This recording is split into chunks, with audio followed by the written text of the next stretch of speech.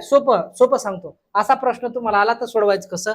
पहा, दोन ट्रेन आजूबाजूच्या पटरीवर एक दुसऱ्याच्या विरुद्ध 18 सेकंद लागतात. पहा, एक गाडी इकडे चालली, एक गाडी इकडे चालली आणि त्याला किती सेकंद लागा लागले?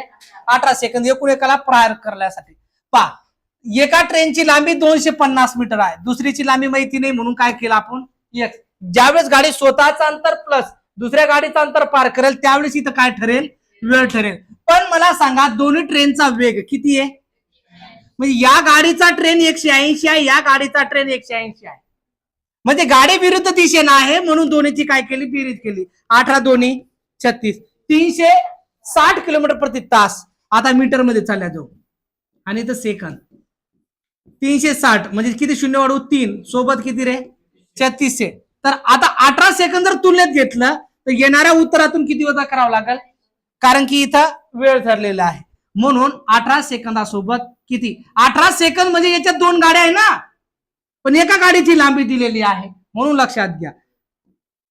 36,000 सोबत 18 छेदाला 36 सोबत काय? 0 0 0 0 18 36 36 कटले बराबर किती रे? 1800. बराबर किती? 1800. दोन्ही ट्रेनची लांबी एकत्रित किती आली? 1800. एका ट्रेनची लांबी दिलेली आहे म्हणून वजा 200. 200 किती? 50.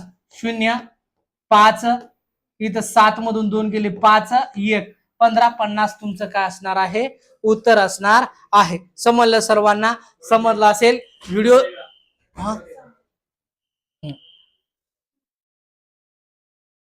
बंद करा आता.